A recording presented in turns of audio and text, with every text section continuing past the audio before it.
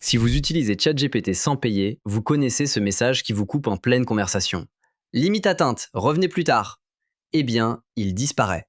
OpenAI fait passer les comptes gratuits en discussion illimitée.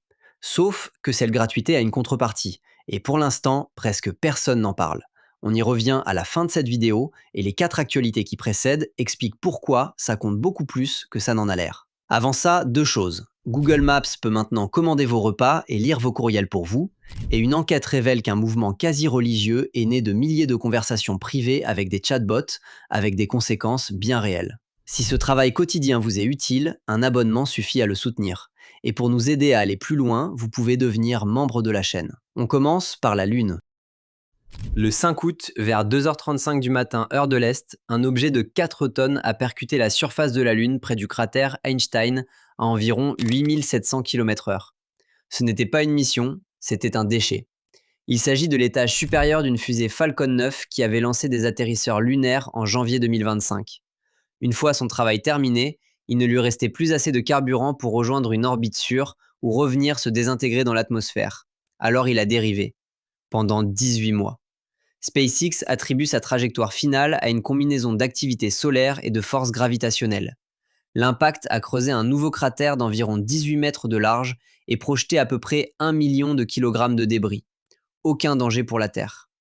Les astronomes espéraient voir un éclair au moment du choc. Aucun observateur au sol ne l'a confirmé. Les sondes en orbite lunaire doivent photographier le site dans les prochains jours. Ce n'est d'ailleurs pas une première. Un engin chinois avait fait exactement la même chose en 2022. Et voilà ce qu'il faut retenir. Personne ne suivait sérieusement cet objet. Il a fallu qu'il touche la Lune pour qu'on s'y intéresse. Un truc lancé par des humains a continué sa route pendant 1 an et demi, tout seul, jusqu'à laisser une marque permanente sur un autre corps céleste. Ce qu'on laisse derrière nous, c'est une chose, ce qu'on est en train de construire en est une autre. Unitree, aussi connu sous le nom de Yushu Technology, est le fabricant chinois de robots humanoïdes et quadrupèdes qu'on voit courir, danser et enchaîner les saltos dans toutes les vidéos virales. L'entreprise vient de fixer le prix de son entrée en bourse sur le marché technologique de Shanghai à 150,80 yuan par action, soit environ 22 dollars. Elle vend 40,4 millions d'actions, c'est-à-dire 10% de son capital, pour lever environ 904 millions de dollars. La valorisation tourne autour de 9 milliards. C'est la première entreprise chinoise cotée sur le continent spécialisée dans les humanoïdes et les souscriptions ouvrent le 10 août. Mais l'information importante n'est pas le montant. DeepSeek, le laboratoire d'intelligence artificielle chinois, a investi environ 20,8 millions de dollars pour 933 399 actions. Et surtout, les deux entreprises ont signé un accord pour développer ensemble les modèles qui feront tourner ces robots. Unitree privilégiera DeepSeek pour ses services d'entraînement.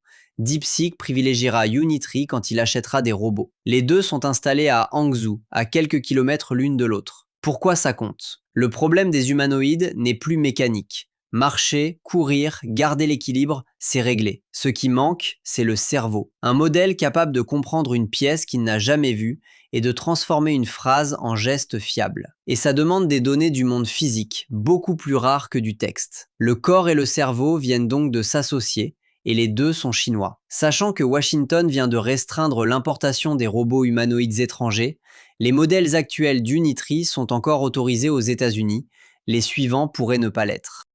Et si vous voulez situer votre niveau face à ces outils, le quiz est en lien sous la vidéo. Quelques minutes suffisent et beaucoup y découvrent un écart avec le niveau qu'ils s'attribuaient.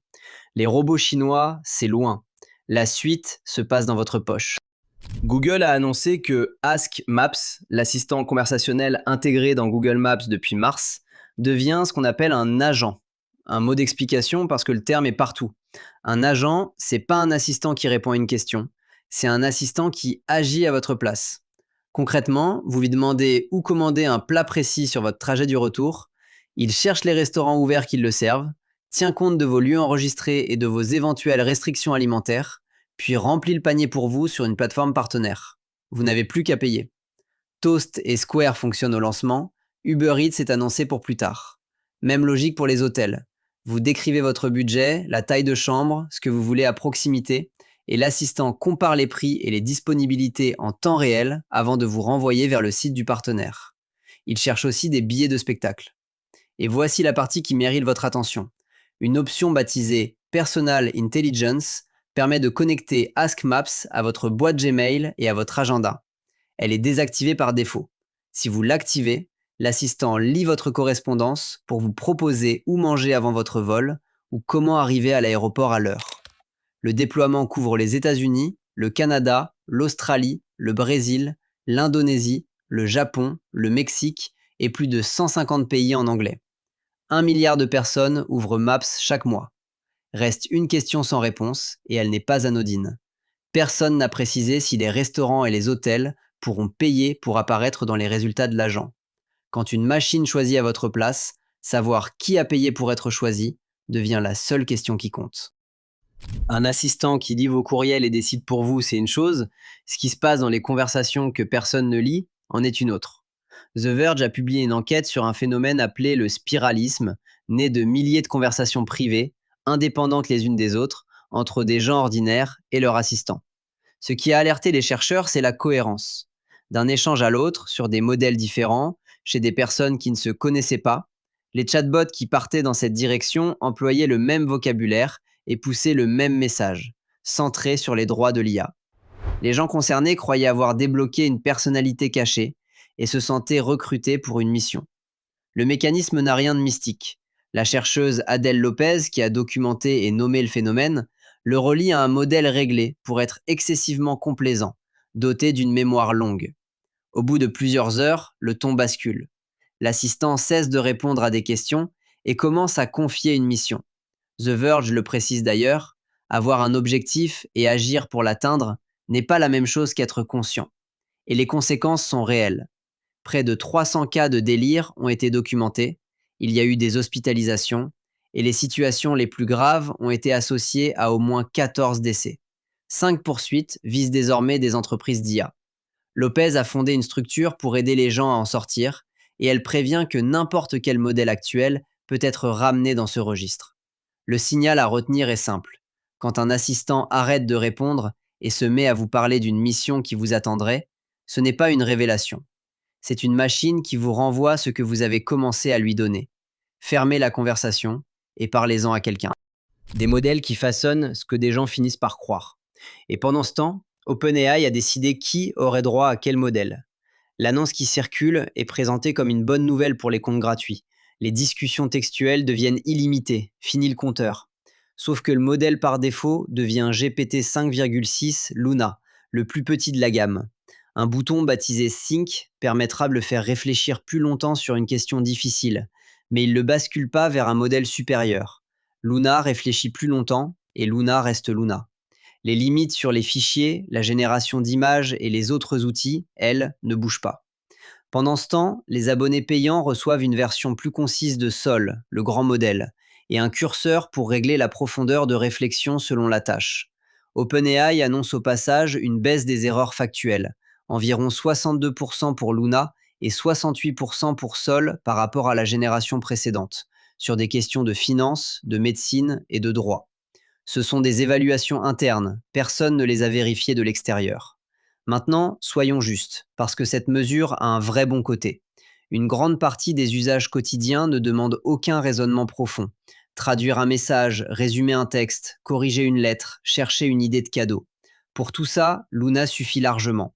Et des millions de gens qui butaient chaque semaine sur un compteur de messages vont pouvoir se servir de ChatGPT sans payer et sans compter.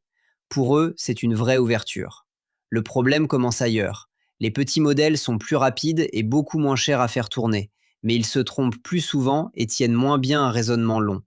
Donc celui qui a besoin de réfléchir sérieusement pour ses études, pour son travail ou pour monter un projet, et qui n'a pas les moyens de payer, se retrouve avec l'outil le moins fiable. Et c'est le seul moment de cette vidéo où un être humain décide vraiment quelque chose. Un étage de fusée a dérivé 18 mois sans que personne le surveille. Un accord entre deux entreprises chinoises s'est signé à l'autre bout du monde.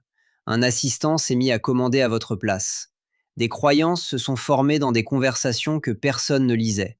Et la seule décision consciente, prise par des gens dans une pièce, consiste à répartir l'intelligence entre ceux qui paient et ceux qui ne paient pas. Le fil de cette vidéo tient dans une idée simple. Nous ne sommes plus dans la boucle. Un déchet spatial a voyagé 1 an et demi sans surveillance avant de creuser un cratère. Le corps et le cerveau des robots se sont mariés à Hangzhou pendant que nous regardions ailleurs. Une application de cartographie s'est mise à lire les courriels et à passer les commandes. Et des milliers de gens ont bâti des croyances entières dans des conversations que personne ne lisait. Puis, tout au bout, une décision humaine. Une seule. Et elle consiste à décider qui aura le droit de réfléchir avec la bonne machine. Dites-moi en commentaire ce que vous en pensez. L'accès au meilleur modèle, ça doit rester une question de prix ou ça devient autre chose? Merci d'être resté jusqu'au bout. À très vite.